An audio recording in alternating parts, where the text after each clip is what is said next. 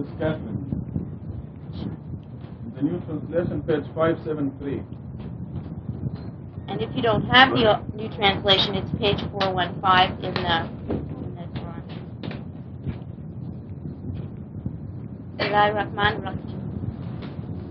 When God's servant advocated him alone, almost all of them banded together to oppose him. Say, I worship only my Lord. I never set up any idols besides him.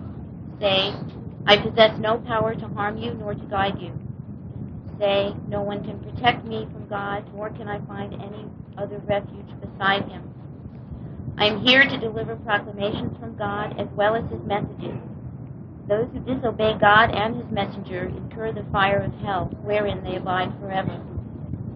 Once they see what is awaiting them, they will find out who is really weaker in power and fewer in number.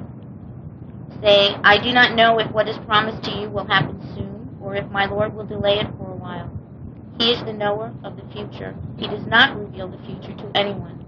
Only to a messenger that he chooses does he reveal from the past and from the future specific news. This is to ascertain that they have delivered their Lord's messages. He is fully aware of what they have. He has counted the numbers of all things. Verse 19. When God's servant advocated him alone, almost all of them banded together to oppose him. All of God's servants have said the same thing and say the same thing. Worship God alone. They never ask that people worship them, follow them, do as they do, act as they do, speak as they do. They only say, worship God alone. No other idols beside him. Why people become uncomfortable with the message is, we know the reason, but it's still a puzzle when we run into people who seemed uncomfortable with that statement.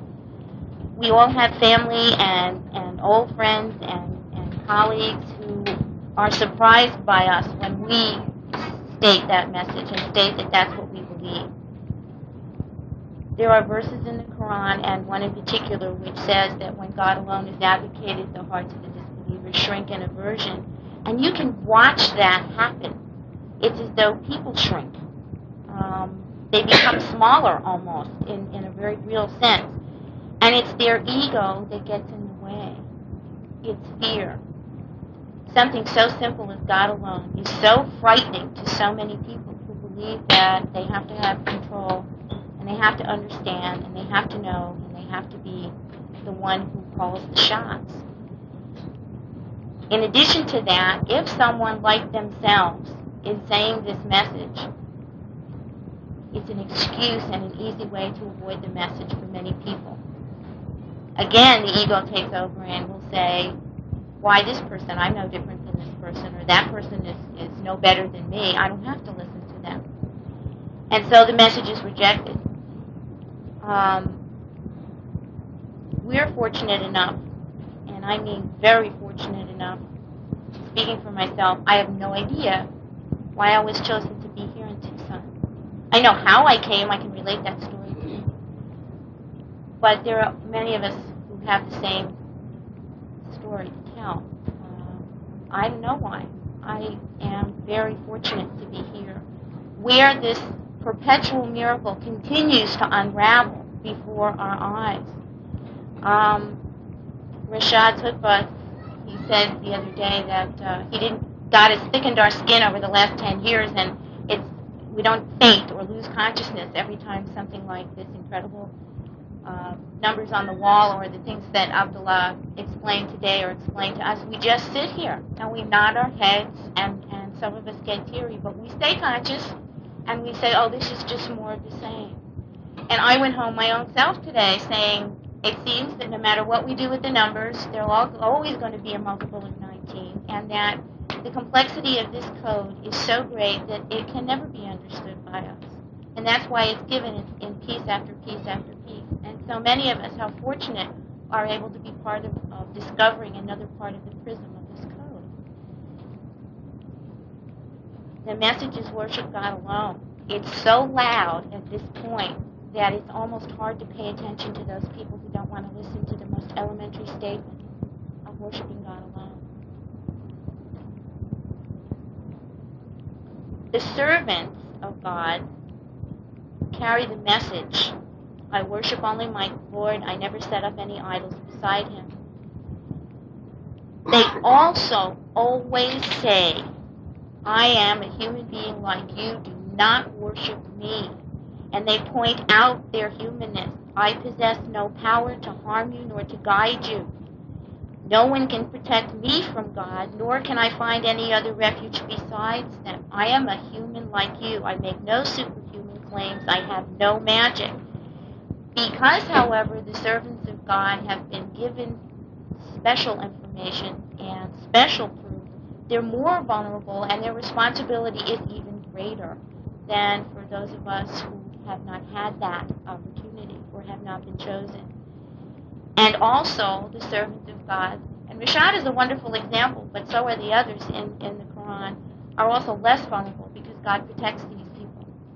And we've seen that all the way through the Quran. Moses, Jesus, all of them, Elias, Jonah, they've all been protected by God as long as they carried the one message and never claimed to be anything more than a messenger. So the humanness is constantly before people, and still they shrink, and still they say to the messenger, whether it was Noah, Moses, Rashad, or me, or you, who are you? You're a human being. You don't bring anything special, and I don't see any miracle. Well, it's a sorting process that God has, and it's always in place, and the pattern never changes. Verse 23, I'm here to deliver proclamations from God as well as his messages. Those who disobey God and his messenger incur the fire of hell wherein they abide forever. The only unforgivable sin is idol worship. The only. God is so clear that we have so many chances. As long as we live, we have chances to repent and to come back to God and get on God's path. If we worship anything other than God, anyone other than God, God never will forgive this.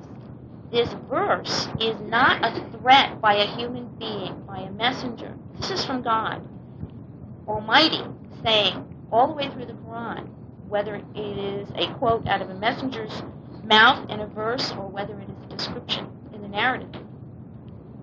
Hell is where the idol worshiper will go. Once they see what is awaiting them, they will find out who's really weaker in power and fewer in number. It's too late. Once you see it, it's too late.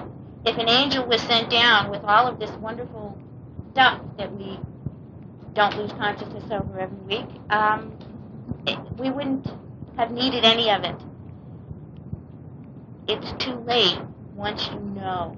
Shad was talking about the fact the other day that people know at the time of their death where they're going. And it's too late for people to say, let me go back, let me have a second chance. I understand now what I'm supposed to do. No, because God knows that once we're put back here, we'll revert to the same thing, with the same forgetful mind that we came here with in the first place. And the phrase, who is really weaker in power and fewer in number, we know that it is the minority of the minority of the minority. I mean, it's as long a tunnel into the few that will make it into heaven as it is into this code itself. It seems to be a mirror image. Those few people that do make it even to purgatory, I mean, that's, if you're hanging on by your toenails in purgatory, you've made it. Those few people are really the stronger and really the mightier in number, no matter how else it appears when you count in the real world. 25, I do not know if what is promised to you will happen soon or my Lord will delay it for a while. He's the knower of the future, does not reveal the future to anyone. Again, pointing to the fact that all messengers are human beings. They are not God. Only God knows the past, the future. We read history books and think that we have history. We think we understand what happened. And I'm willing to bet anything, almost, that in the hereafter, when we discover what history really was in that whatever particular era that we think we know so much about, all the little details that we didn't have access to, it's going to be vastly different and much the same at the same time. When I was reading this over this past week, I wrote that the human being does not have any idea what he wants. The human being doesn't know the future. Jesus didn't know the future. Jesus doesn't know this is happening now. We know more than Noah, Jesus, Moses, and all of those that have gone before us. Sitting in this room, we know more. We have all the pieces, I think, unless next week there's more numbers. I mean, we have so much more. How much greater is our responsibility, and how much more blessed not to have to search. I mean, this is irrefutable proof, touchable, examinable, verifiable. We have all the miracles that have gone before, those that came after Noah. We know about. Noah doesn't. We know about those that came after Moses. No, Moses doesn't. The human being doesn't know what he thinks he knows. What he makes up for his own security is made up. And to predict the future is foolish. It's absolutely foolish. Only to the messenger that he chooses does he reveal from the past and the future specific news. Other examples, besides Rashad's own experiences, Joseph knew about the future. It was revealed to him that his father and mother and brothers would bow down to him later in life, and he knew that even after his experience in the well and in prison. Moses' mother was given information about him being saved and what would become of him. Those are tests, those are provisions for God's very special messengers. They remove the doubts of those chosen by God who are going to be delivering the message and facing incredible odds, and provide for insight for the believers when they are doubting themselves and they have this information put at their disposal. When Joseph announced to the people, I knew this was going to happen. You were going to be here. You were going to be bowing down before me. There had to be more than just, oh, thank God he's not going to kill us, in their minds. These people had to have understood that God chose Joseph and that this was all part of a plan and there was a reason for it. God tells us in 28, the reason he gives specific news and specific information is to ascertain, to make sure that the messengers have delivered their Lord's messengers, that they've done it correctly. He's fully aware of what he has given them to deliver, and he has counted the numbers of all things. It's already done. Counted the numbers of all things always makes me think of the clip that Abdullah gave when he was talking about the trees and the leaves and the numbers of the leaves on the trees. And he got, at least for me, I got very involved in counting the leaves of the one tree that he was describing. And when he got all done with that, it took him a very long time. He moved on to just one other tree. And it was awesome at that point to even contemplate counting those. Never mind all of the words that we speak, the things we see with our ears, see with our eyes, excuse me, and those things are all designed ahead of time. We think we are choosing the words we're saying, but we're not. It's part of the design for our life, tests and provisions for all of us. The messenger has the greatest responsibility of all of us due to the large quantity of proof provided to him or her. And that can be awesome and frightening, unless, of course, the messenger knows that he's fully supported by Allah alone, in which case this is the thrill of a lifetime. I can't imagine what that must be like. I wanted to share with you before I stopped in this section, talking about messengers and God's servants. I overheard someone say, and trying to make a joke recently, that their favorite saying was that God so loved the world, he sent his only son. He didn't send a committee. And I remember, as I walked by, I remember just kind of shuddering, thinking, oh, yes, he did send a committee, a large committee of messengers and servants, with many more to come, more that aren't even in this divine book. And I thought I would share that with you because there are many people who think that there's no committee out here. There's such a large committee. The committee of angels alone is amazing. And they're part of what brings us our message. Are there any comments, questions? I hope.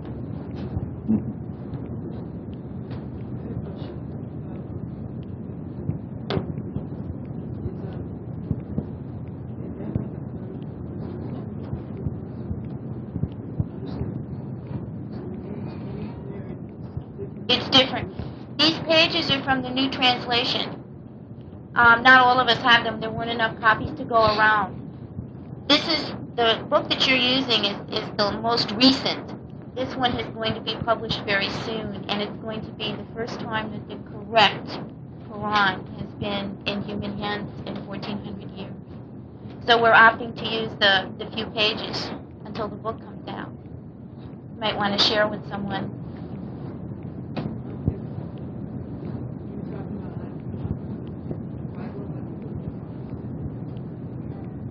No, absolutely not. It says the same thing. It says worship God alone.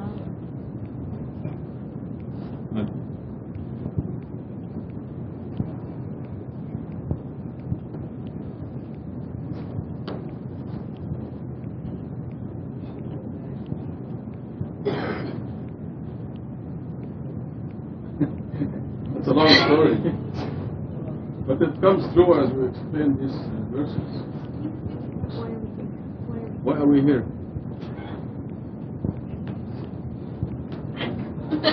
Why are we here? He wants to know why we are here. Yay! Are you smart because it's your birthday, or just like that?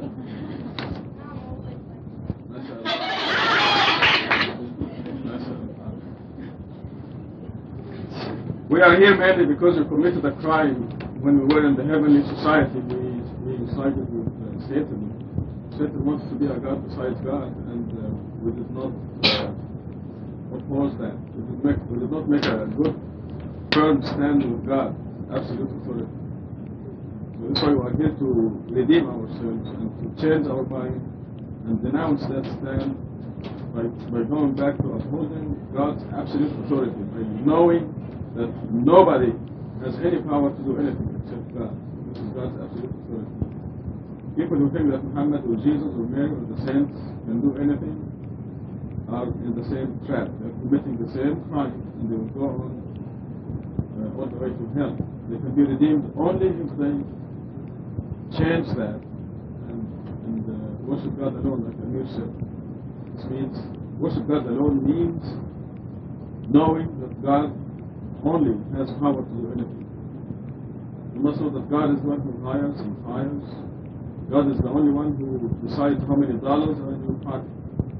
You must know that. If you think that your boss is the one who hired you, or may fire you, or provides for you, then you're in the same trap.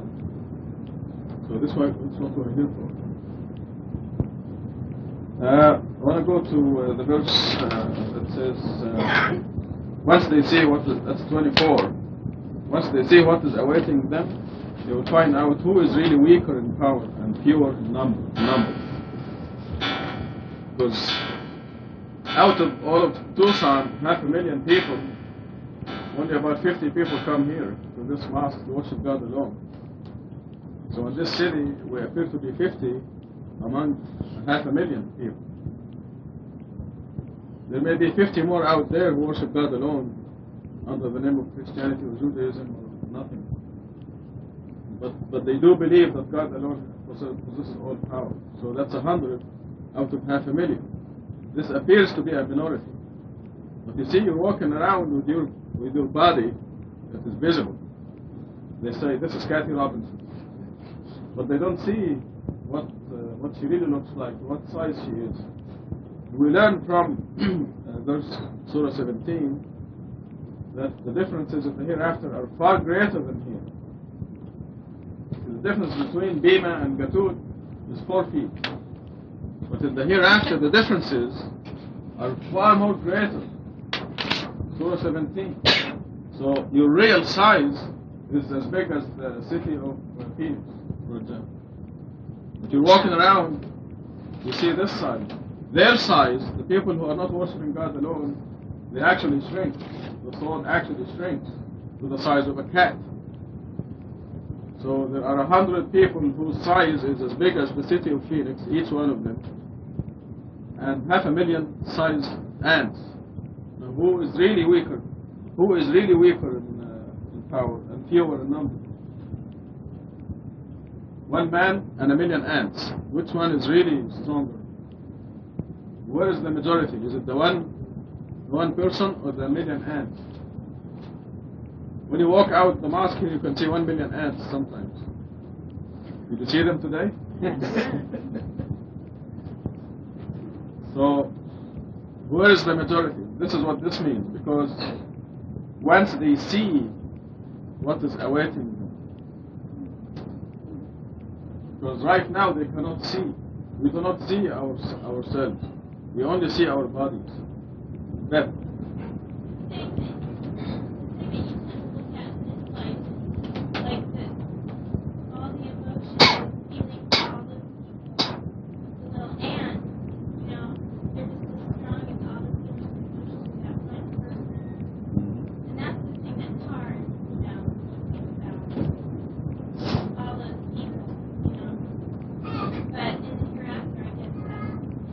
Thereafter, everything becomes obvious.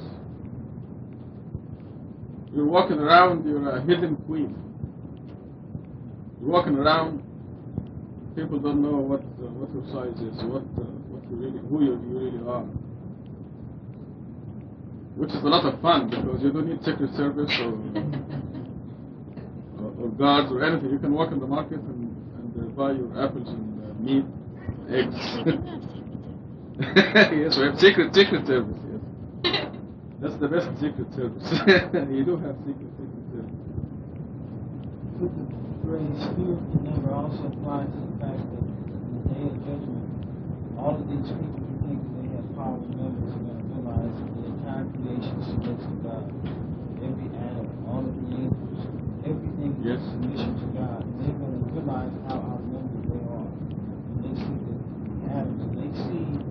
And they won't be able to even perceive the magnitude of the entire creation submitting to God. Also in terms of, because they think in terms of believers and unbelievers, and how many unbelievers there are and how many believers there are. They count numbers. But even in those terms, when you have a huge entity and a small entity, the huge entity is the majority. The one person and 1 million ants, to me, the one person is a majority. Majority is the one. This also deals with position to 74 to 38, right? Because God says, I will put them in hell, and over it, I will punish them, and over it, 19 and 19. For unbelievers, it's a very small number. That is not. They may ridicule this number. Except 19 is not the angels of hell, as they think. But 19 is not the angels of hell, as they think. the angels of hell, there are angels of hell. Also, the number I don't know, it seems like there's only one angel in charge of hell. His name is Malik.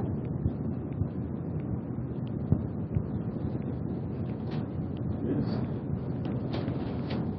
His name is mentioned in the Quran, Malik. maybe head of them. How would you get that? Now don't speculate. There are some angels. They are more than. More than 3? Because, Where? they say, God, Yes. word use the word angels. That Who? they will talk to the unbelievers. No, it's not. Where? There's only one angel, as far as the guarding hell is concerned, only one angel, and his name is Malik. Now, Qalu is where? ألم يأتكم نذير؟ قال لهم خزنتهم ألم يأتكم نذير؟ Surah 67.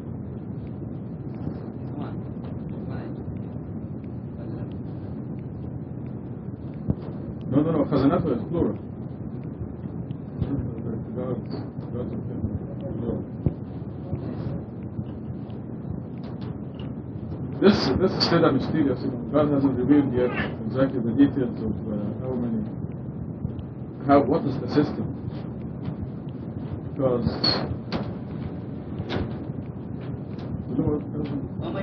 كلما ألقي فيها فوج سألهم خزنتها ألم يأتكم نذير. Now, are these angels outside of hell? Or inside, the one who's taking care of hell is Malik, or what? Because they would say, oh Malik, let your Lord finish us off. You would say, living forever.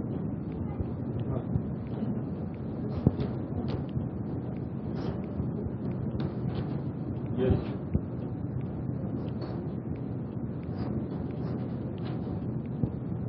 No, but you see, here it's not connected with hell. At the end of at the end of the verse, it says nobody knows. You're right. Nobody knows what the number is. But that's not. This is a general statement. Also, at the beginning, it says, وَمَا جَعَلْنَا أَصْحَابَ النَّارِ إِلَّا مَلَائِكَةً لِمَنْ. What is أصحاب النار? Malaika, angels. What? Who are أصحاب النار? What does أصحاب النار mean? The companions of hell, the gods of hell, the owners of hell, friends of hell. We don't know what the expression is. It's still mysterious because there is a typing for everything, and obviously God doesn't want us at this time to know exactly what the arrangement is in hell. He appointed 19 angels for hell, and those who use their number is a miracle for us. That's possible, but that's not what the Quran says. Huh? For the first time, when you read first time, you can understand this. You can understand, no, but you see, you have to. We know now. See those numbers in the Quran. We know that every letter in the Quran is accurately placed. Now, it does not say that the guards of hell are 19. It gives a general statement. Their number, mention the whole, the number. That's the number that is alayha. The number that is on it. Yes, on On what? On Safar. Right. Safar is a punishment. Right. Yes. Is it hell? You don't know. Is it could be here? But Ashab al-Nar, The next verse. Next verse, it explains it will be hell now. No, it doesn't. There's no connection at all. It gives us a certain statement. He said, we made,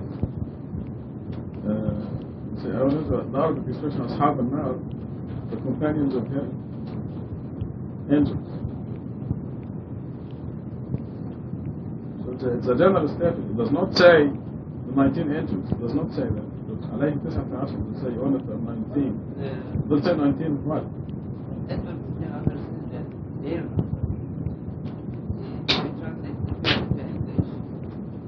We appointed on the angels hell and their number, angel number, Yeah. will be a test for a believer and will increase. But then at the end it says nobody knows what this number is. Nobody knows the soldiers of God. Yeah. It doesn't say number of the soldiers. Soldiers of God, their force, their quality, Well, maybe God wants you to believe that there are 19 gods of hell at this time, which is perfectly alright. Guess what? Obviously, it's not relevant to proof. I would like you to comment on James, angels of hell. I think it just is what we got. And you don't say where they are when they take. Yeah, this is a hadith that says when you die, two angels will ask you, who is your God and who is your prophet and what did you do? And then they beat you, so you go to the seventh earth. Then a big snake will swallow you. It's a hadith. Yes, in the grave. And they have all kinds of stories. Are there any questions? Any other questions? There is, but I don't know.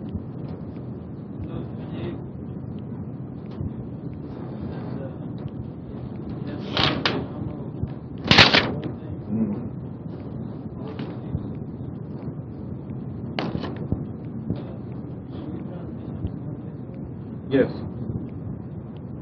New translation is counted the numbers of all cities. Everything is based on mathematics. Also, ayah 27, only to a messenger that he chooses, opposed to in the book, only the messengers that he chooses. Both are correct. Same thing. It was more general in the last translation, but in the new translation it is more specific. Because this Surah 72, that gives us a lot more proof that this Surah specifically for Massachusetts, for our age. So this Last translation is accurate, most accurate. Because yes, it can be understood as plural, but here not minuscule, not plural form. But can be understood this way. But the continuation, فإنه يسلك من بين يديه, he is yes, singular, not من بين يديه. yes. But both are correct. Both translations are correct. That's Speaking of numbers, I just want to pass on a thought to you, because we think that we're on the advanced earth and everything, and how the world is so technologically advanced and everything. But up until now, only less than 7% of the people have come to this world, from Adam until now. From now to the end of the world, there's still more than 93% of the people. So the earth is still an infant, and we are among the early generations. To the people 200 years from now, we're going to be in the cave age, cave people. So just think about the message. We are very early in human history. The message is being consolidated and will be delivered to the vast majority of the people. All this past and the nonsense that happened in Christianity, the Trinity and Jesus, Son of God, and all this nonsense, and the things that happened in Judaism, and Rabbi Kushner and what he said, and the nonsense that's happening in Islam, all these things are happening within a very brief period of time, relatively, and involves a very small number of people. But the new generations are enlightened, they are rebellious, they don't listen to their parents, they are free to think, and they will get the message supported by physical evidence, as you see, and Satan will be really defeated. Satan is destined to be defeated.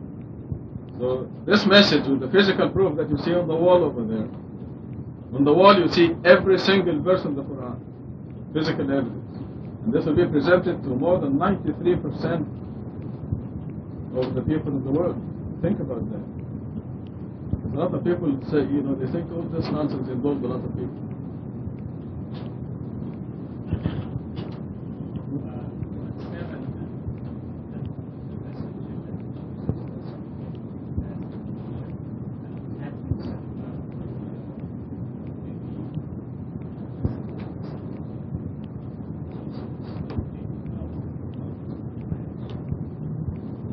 I'm sorry, I missed that.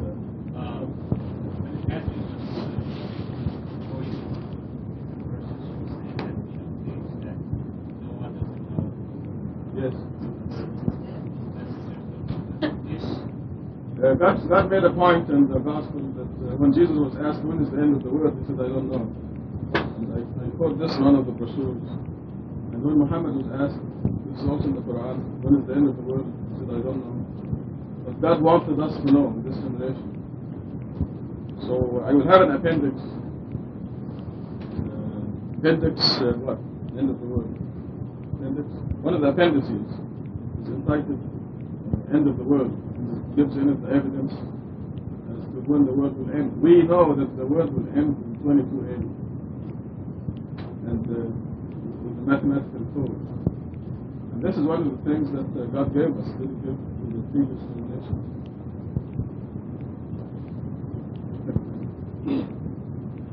But, yes.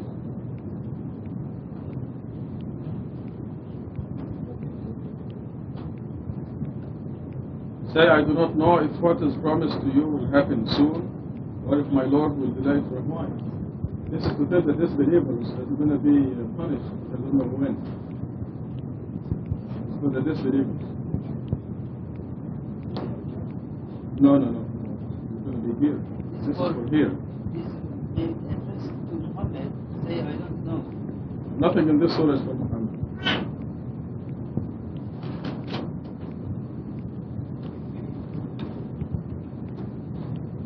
You should know that. But in أدري قريب ما توعدون أم يجعل له ربي أمدا. Yes.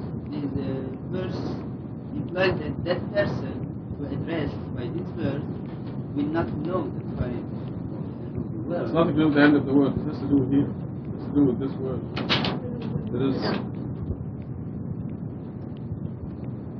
There is nothing in this surah that applies to Muhammad. If you look at the footnote here, you add the grammatical value of Rashad plus the grammatical value of Khalifa plus the surah number plus the verses 28 of them, you have a multiple of 19. And also this surah has the maximum number of Rashida in 4 of them. And this is not my personal opinion. If it is my personal opinion, I'd be wrong. But it is not my personal opinion. لأن يقتضى من الرسول also this phrase.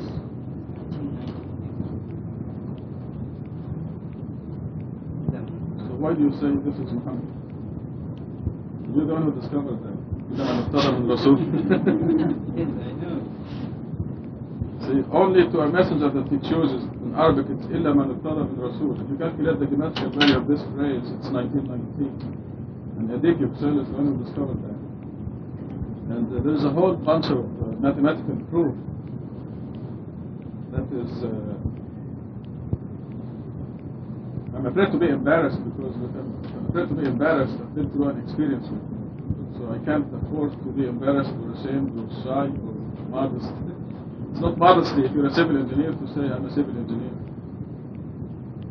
It is not arrogance when you're stating the truth. But this whole surah, nothing in it has anything to do with the Prophet Muhammad. There are many other places, but not this surah. The mathematical evidence is overwhelming. You'll see it in the appendices and the footnotes of the new translation. And when I tell you this, I'm either a very, very bad person or I'm really the messenger of God. Because nobody will fabricate lies against God, attribute them to God in this flagrant manner unless he's really, really a disbeliever who doesn't think he will face God one day in the day of judgment. So, take your pick. There are only two extremes here.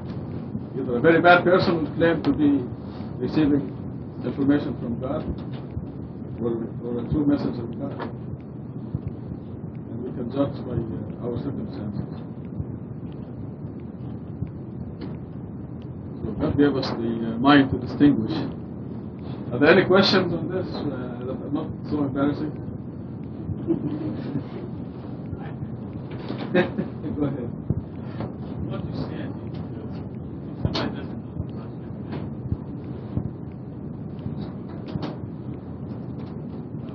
and even the fact that this was God was telling people to say, and how does somebody Well, that person will not know anything. It's a prerequisite that the person knows what the mathematical code is. The person who doesn't know the code will not understand anything. It will be like a person who was born 100 years ago. So the mathematical code is a requirement to understand a lot of things. No, it doesn't tell Muhammad. Lots of codes are not for Muhammad. Lots of codes are for you. قل هو الله أحد is not for Muhammad, it's for you. قل أعوذ برب الناس is not for Muhammad, it's for you. In fact, the vast majority of qul is not for Muhammad. A lot of quls in the Quran are for the Quran itself. Proclaim. قل إن كنتم تحبون الله فاتبعوني يحببكم الله. Say, if you love God, follow me. God will love you. This is the Quran speaking. You follow the Quran, then God will love you. Say, you love God, you follow the words of God, not the words of men. So, I don't know where you get the impression that Paul is always from Muhammad. Because it is not. And very clearly so. The majority of Pauls meaning say. Paul means say. The majority of Pauls in the Quran are not from the Prophet. There are also many things in the Quran that are in the future, not to the Prophet Muhammad. And some of them are clearly stated in the future tense. So the Quran is valid for all times. Okay, shall we move on to Surah 73? Please. Surah 73, cloaked. In the name of God, most gracious, most merciful. O you cloaked one, meditate during the night, except rarely, half of it or a little less or a little more, and read the Quran from cover to cover. We will give you a heavy message. The meditation at night is more effective and more righteous. You have a lot of time during the day for other matters. You shall commemorate the name of your Lord to come ever closer and closer to him. Lord of the East and the West, there is no other God beside him. You should choose him as your advocate, and remain steadfast in the face of their utterances, and disregard them in a nice manner. And let me deal with the rejectors who have been generously blessed. Just give them a little time. We have severe punishments and hell, food that can hardly be swallowed, and painful retribution. The day will come when the earth and the mountains will quake, and the mountains will turn into a weightless pile. We have sent to you a messenger just as we sent to Pharaoh a messenger. Pharaoh disobeyed the messenger, and consequently we punished him severely. If you disbelieve, how can you evade a day so terrible that it makes the infants gray-haired? The heaven will shatter therefrom. His promise is true. This is a reminder. Whoever wills, let him choose the path to his Lord. Your Lord knows that you meditate during 2/3 of the night, or half of it, or 1/3 of it, and so do some of those who believed with you. God has designed the night and the day, and he knows that you cannot always do this. He has pardoned you. Instead, you shall read what you can of the Quran. He knows that some of you may be ill, others may be traveling in pursuit of God's provisions, and others may be striving in the cause of God. You shall read what you can of it, and observe the content prayers, give the obligatory charity, and lend God a loan of righteousness. Whatever good you send ahead on behalf of your souls, you will find it in God far better and generously rewarded. And implore God for forgiveness. God is forgiver, most merciful. The name of the surah, cloaked. A cloak or a cover can be a protection for us against weather, inclement weather, for instance, or it can be a barrier or a veil, something that blinds us or deafens us.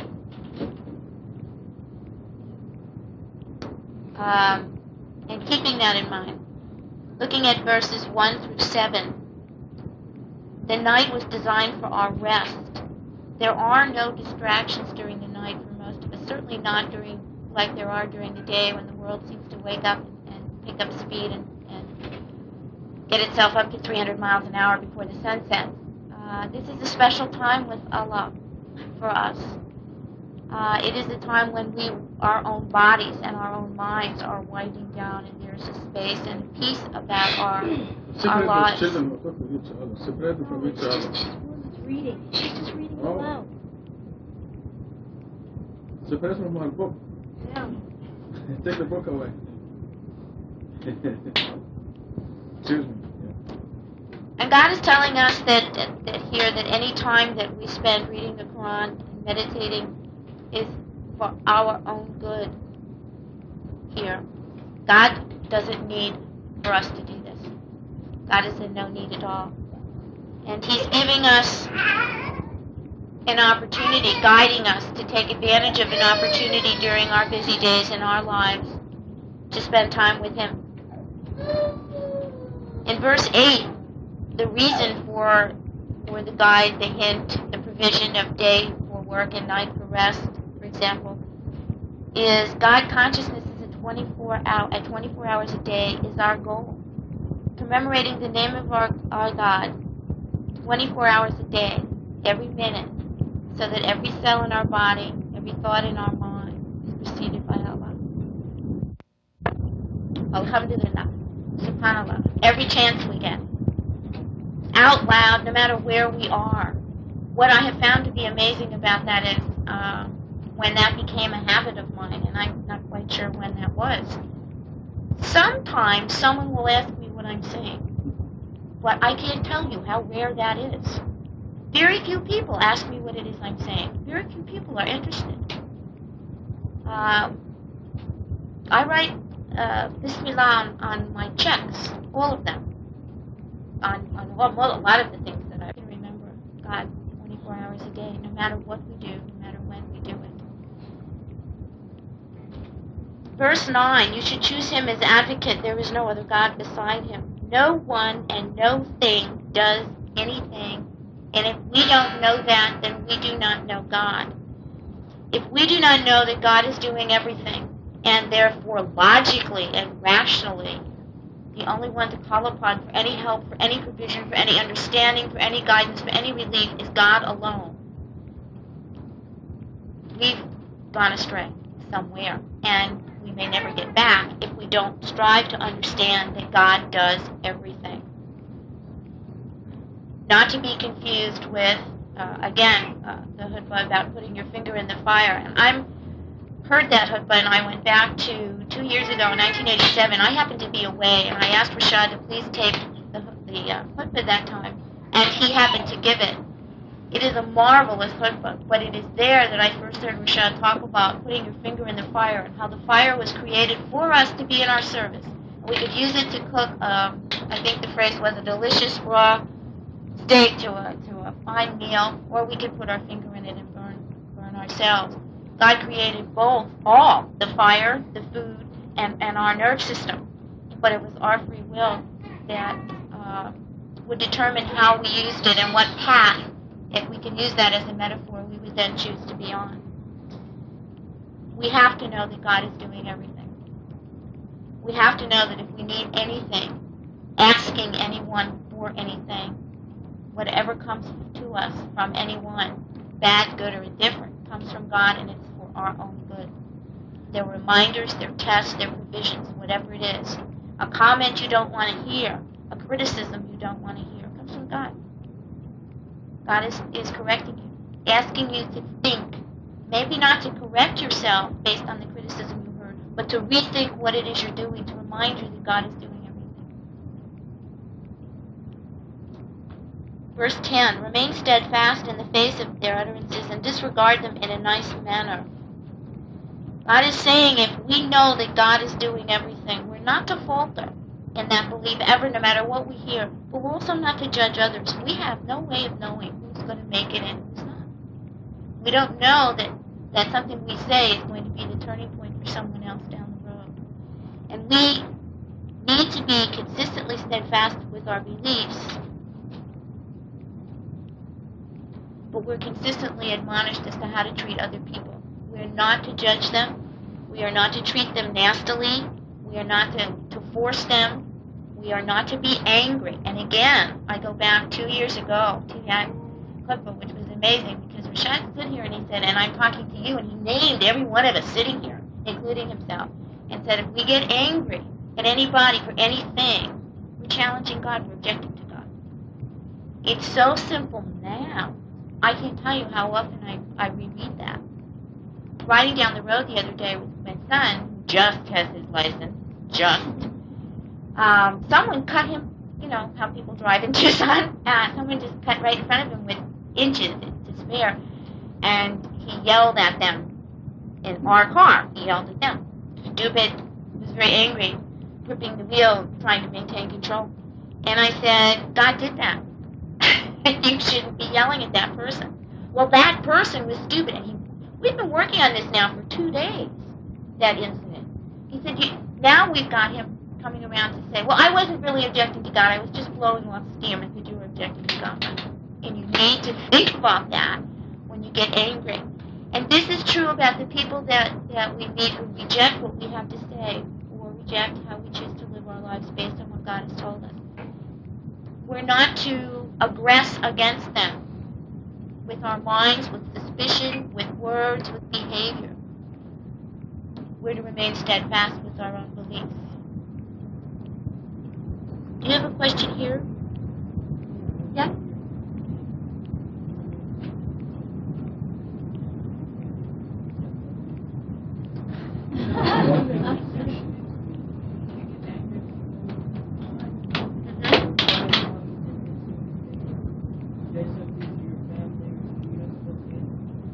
Why did he hit you on it?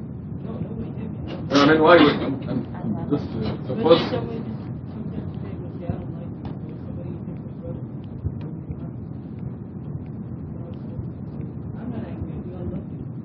No, you have to go ahead of that, find out what provoked this person against him. You have to find out what you did to provoke that person against him. Because you're starting in the middle of the story, see. Somebody can punch me in the face. Well, this is the middle of the story. Already the end of it. So we have to... Huh?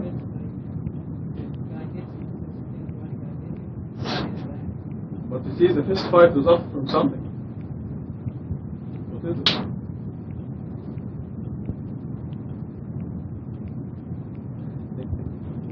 You're not supposed to get in the fist fight to start with. Yeah.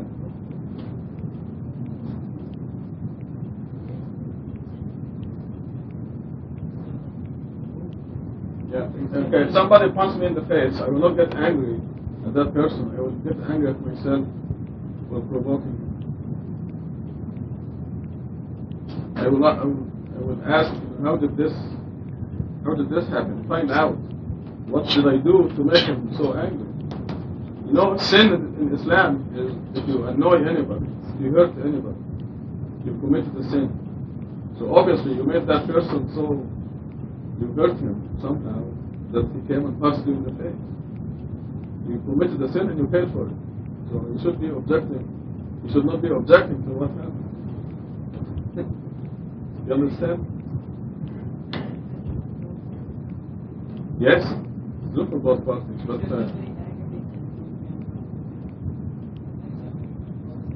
okay, how will he aggravate you and annoy you? He'd say, I don't like you because you're Iranian, for example, let's say. Okay, let's say someone says, I don't like you because you're a Khomeini man.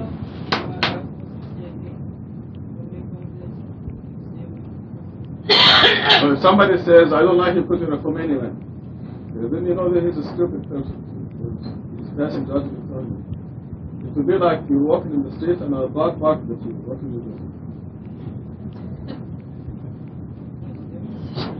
No, it isn't. You just don't pay attention to that person. You don't get into a fight because of that. But you also mentioned aggression against your family and protection of yourself and your family. That's a different issue. You have the right, and God tells us we do, to protect ourselves and our family. We do not have the right to aggress first. We have the right to protect ourselves. Yeah, Surah 42 says you stand up for your rights.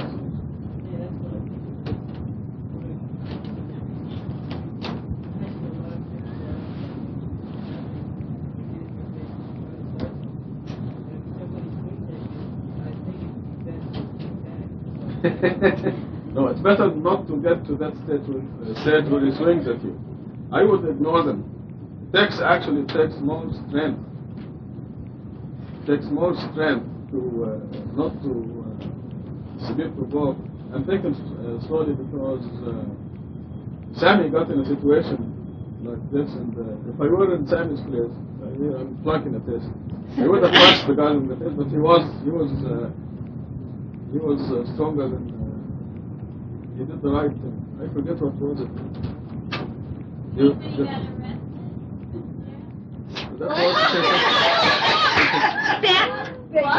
Buffalo the other day, somebody was insulting him or something.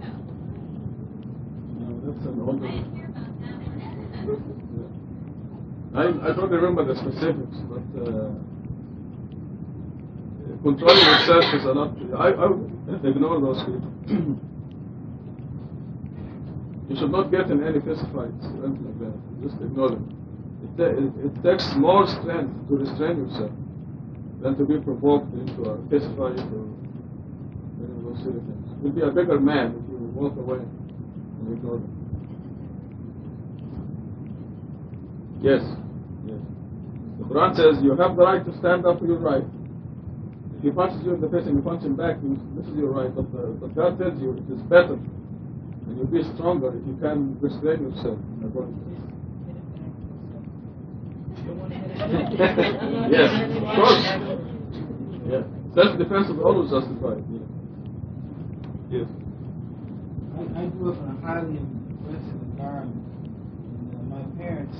You mean a tough neighborhood? A tough neighborhood. And my parents told me that fighting is wrong. But a lot of kids I went to school with, that was their way of life. I remember one of the first times, maybe not the first, that I got into a fight, one of the kids wanted to jump on me and hit me. I was trying to explain to him that this wasn't really a mature behavior. Before I completed the sentence, I was down on the concrete.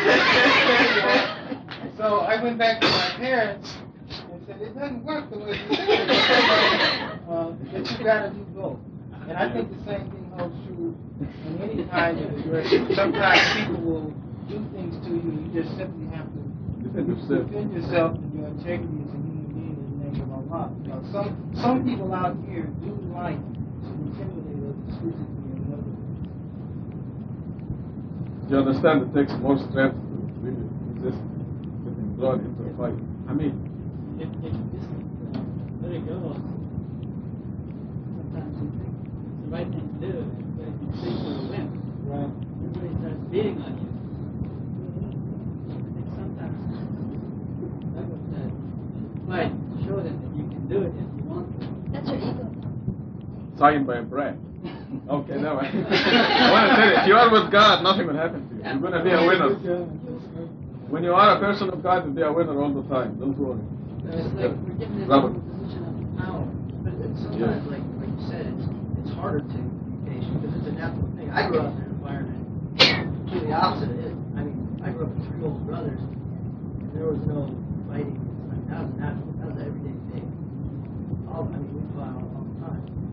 So I mean, it was a natural thing. And if you walk by and he looks at you wrong, and then you get shot. I mean, it was just a natural reaction. That was harder to, I don't know, some things that Maybe you don't, I would talk, wait a second now, why didn't that be it? I That wouldn't come to my maybe mind. Catherine should have used the word sadness or disappointment rather than anger, because you don't become sad and depressed. That's objection. Happiness is devotion to God. Happiness is submission to God. The opposite of that is objection. If you are sad, you're objecting to what God is doing. So maybe anger is not the correct word.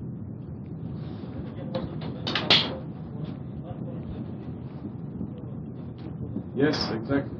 Yes. Al-Kadhimin al-Ghayz, suppressors of anger. One of the characteristics of a believer is suppressor of anger. It's thus you understand life. When you read the Quran and you read God's message, you understand what life is all about. And you know that it is not worth it to get in a fist fight or be angry because of what somebody said. Especially that if it is something stupid.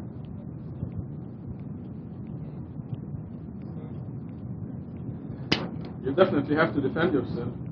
But if you can avoid, if you can forgive and forget, to be much stronger. Back to Catherine. We can finish And this. we'll move on. Can I make a comment also on the first few verses? Excuse me, I'll take it back. 2 more minutes. I want you to understand what the night is. The Quranic night begins at sunset. So when it says meditate during the night, except really half of it or a little less, you're commemorating God when you pray the sunset, when you pray the night, when you mention the name of God before you sleep, when you get up for the dawn prayer, you already covered half the night right there. Because the night begins at 7 o'clock at sunset right now, for example. You pray the night at 9 o'clock, you get up at 4 o'clock or 5 o'clock for the dawn prayer, 5 o'clock. So from 9 to 5, you already covered a good portion of the night. The Quranic night, the Torah night, and all the scriptures, night begins at sunset. And the day begins at sunrise. So it's roughly 12 hours of the night. What this is telling you is you must never miss the dawn prayer, the Fajr prayer.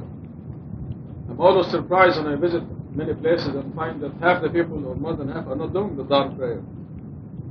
You're not being fair to yourself. You see, we were swept in the crowd when we were in the heavenly society. You don't want to be swept in the crowd again here. You don't want to repeat the same mistake. The people are so oblivious to God that when we do a little bit, we think we're doing a lot. Because compared to them, if you do one prayer a day, you're doing a lot. But don't be swept in the crowd, and don't measure what you're doing by what is happening in the world. Because the world is just totally oblivious to God.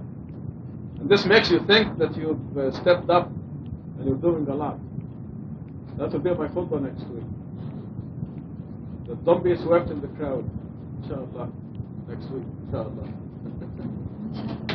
Yes.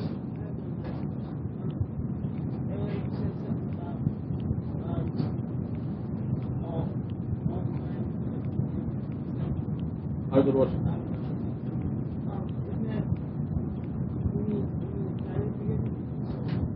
Yes, anything is forgivable. Murder is forgivable. Stealing, lying, cheating, all these things are forgivable. But idol worship is not. If the person dies as an idol worshiper. Yes, you can clean your record any minute by repenting. Repentance cleans your slate completely, as if you're a newborn baby. Yes.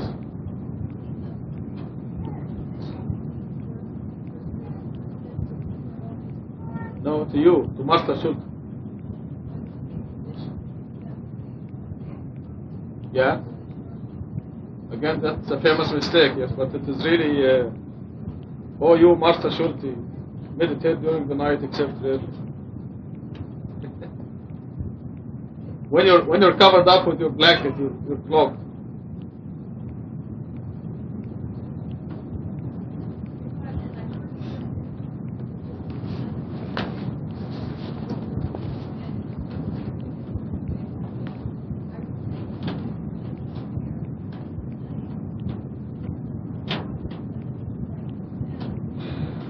Yes. Yeah, but he just explained that that's what he thinks. That he's going to have his done Muhammad prayer, extra prayer. And Fajr prayer. You've come a long way towards that. But I would recommend reading the Quran every night and every Fajr.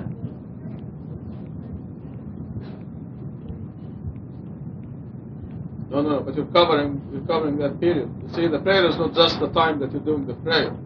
The times of anticipation is also a commemoration of God. You look at the clock and you say, you're going to pray the night in 10 minutes.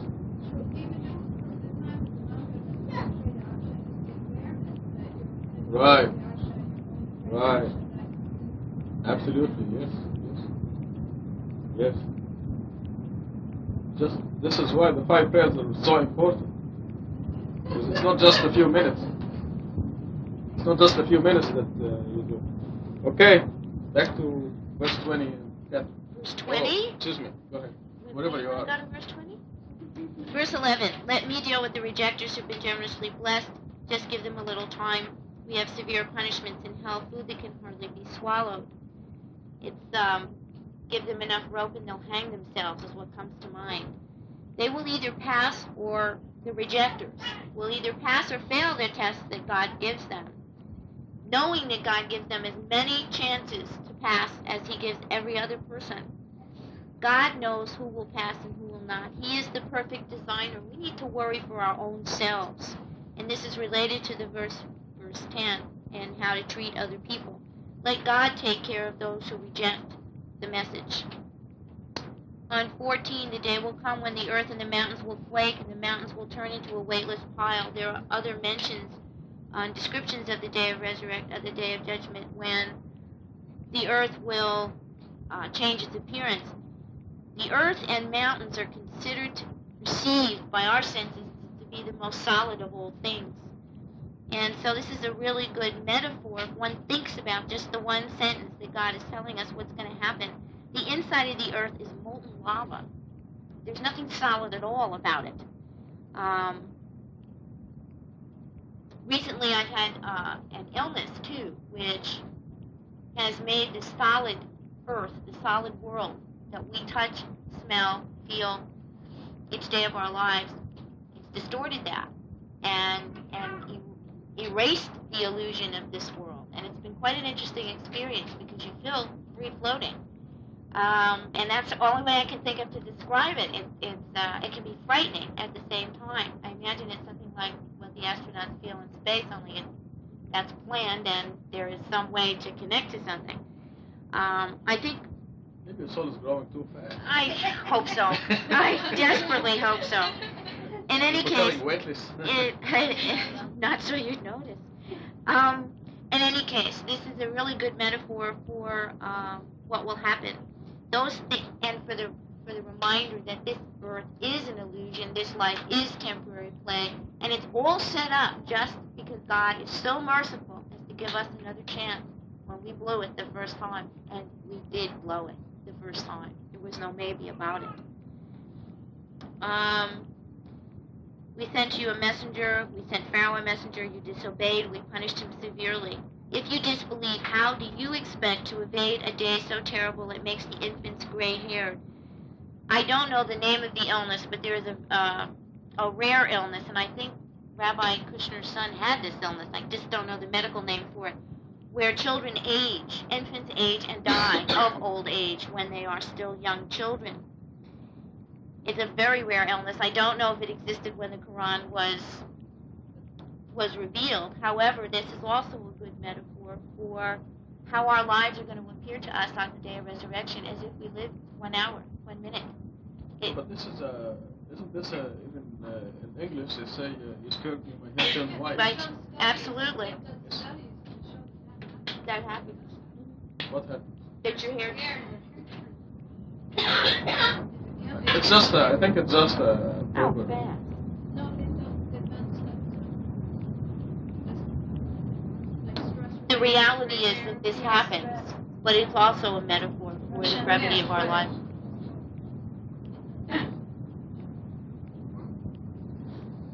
The heaven will shatter therefrom, his promise is true. The guarantee, it's always there, it's built in. This is a reminder, whoever wills, let him choose the path to his Lord. The human being has complete freedom. This is the human affliction, and it's the human blessing and the hope of redemption. If we choose Allah alone, God will be with us always. If we don't, and the tendency of the human being is not to. The tendency is to worship ourselves. That's the last bastion. When we think we've dealt with money, children, wealth, status, power, fame, we get back to ourselves. So it's a constant balancing act. If you choose Allah alone, as narrow as the path may seem, you won't fall from it. And again, I remember someone saying to me, fool me once, shame on you. Fool me twice, shame on me. This is my second time around. And it will be shame on me if I don't get it right this time. Verse 20. Your Lord knows that you meditate 2/3 of the night or half of it. He knows that you cannot always do this. And he has pardoned you. God made us. He knows what our limitations are. He knows we have to sleep sometime. And that we can't stay up all of the night long reading Quran and meditating all nights for all of our lives. And so mercifully provides for us and says, you shall read what you can, and allows for illness, and allows for traveling, and allows for the vicissitudes of this life, constantly reminding us that we need to be cognizant of God 24 hours a day.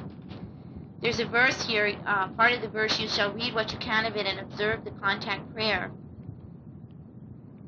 The way that contact prayer is spoken of in Quran is, it's spoken of as though everyone who reads knows of it, because everyone does. By the time the Quran was revealed, Salat was a common practice, albeit wrong, a common practice. And this is why we don't find a description of Salat by detail in Quran. Give the obligatory charity and lend God a loan of righteousness. Whatever goods you send ahead on behalf of your soul, you will find it in God far better and generously rewarded. This is the PRA that Rashad talks about. And it's a wonderful reality-based, simple way to understand what it is we do. Post-retirement accounts. We get 10 for 1 here, folks. Guaranteed. 10 for 1. We don't have to do much for that. A loan of righteousness. God alone. And our souls do grow, and they do expand, and we even have no idea how big they are. When Rashad gives us numbers like $10 parking tickets because you don't say Bismillah the first thing in the morning, that's real. That's not a joke. I mean, we laugh because it relates to all of us, and we've all been caught one way or the other. But it's the truth.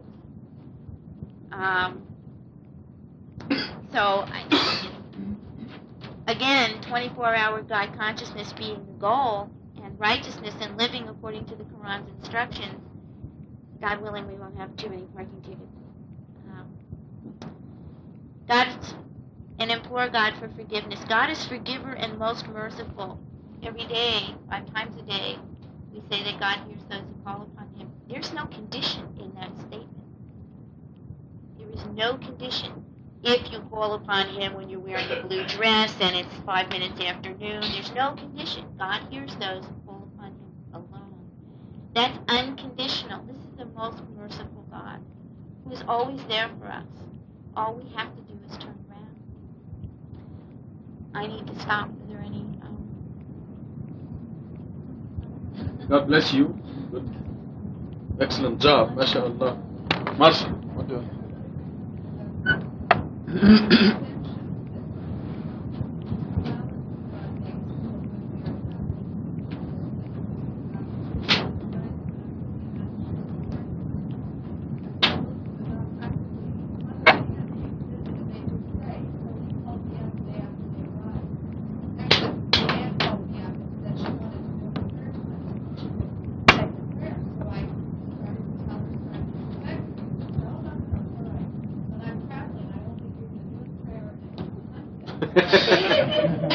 Of all times when you're on vacation, you have nothing else to do of all, and to construe that verse into, when I'm traveling on vacation, I only have to say two. My soul doesn't eat. Yeah. The point about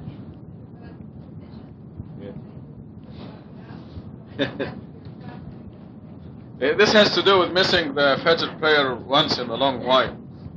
God says you cannot do it all the time. Maybe once a month you'll miss Fajr. But really, this is a minimum, the 5 prayers, including the dawn prayer. It is very important for you to do the dawn prayer. You must set the alarm and get up. Right now, you must do it before 5:15 in the morning. There are many dropouts because the day gets longer and longer, and you don't want to be a dropout.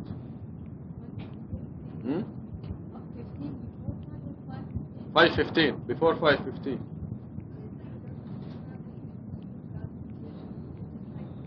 This means you're tired, you're very tired, and you cannot, you didn't get up for the Fajr prayer because you're tired. You're doing extra effort. Yes, you're traveling or your time is mixed up. You travel from New York, you leave there at 12 midnight, and you come here, and the dawn is 2 o'clock New York time. So that's 2 hours of sleep. Most probably you will miss Fajr on that day.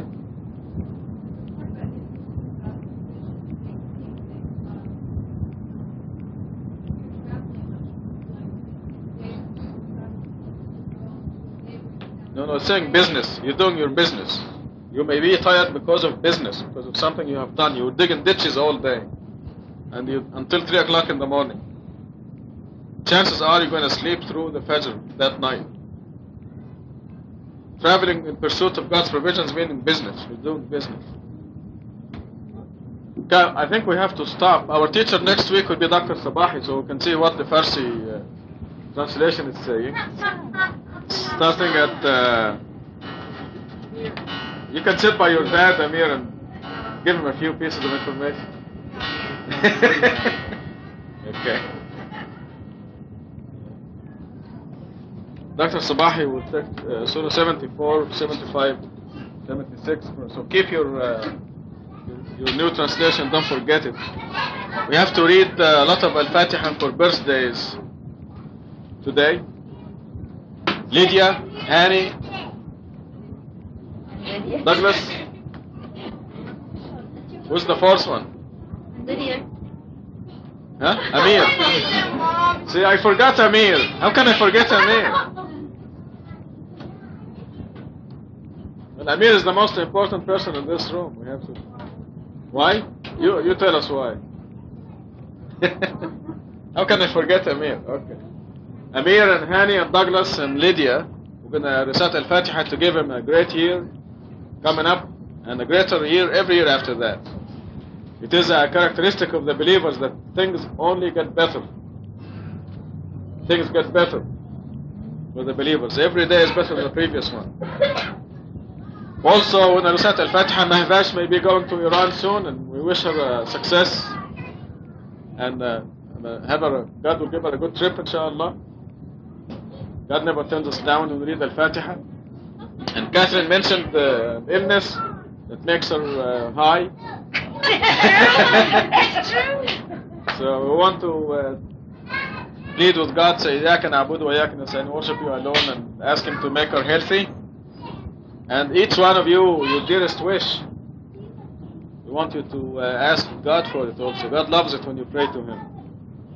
And before we read Al-Fatiha, I want to remind you that I just finished the appendix entitled Virginity.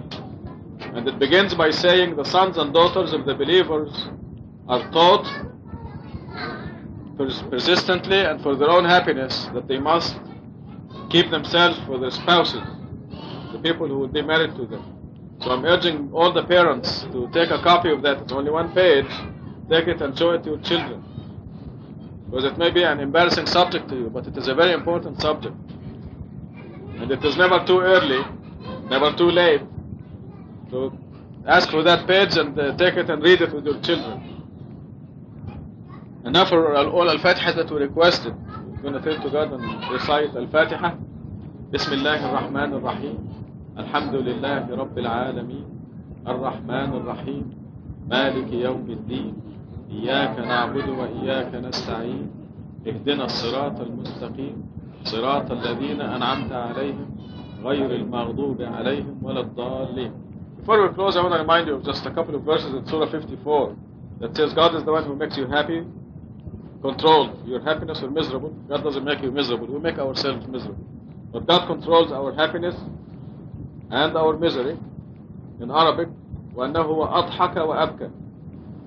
He makes you laugh or cry. وَأَنَّهُ وَأَغْنَى وَأَقْنَى. He's the one who controls your wealth. He's the one who makes you rich or poor. So you remember that. God is the one who controls your happiness and joy. And God is the one who controls your wealth. Which means if you follow God's law, you're guaranteed perfect life, perfect happiness. Congratulations. God bless you.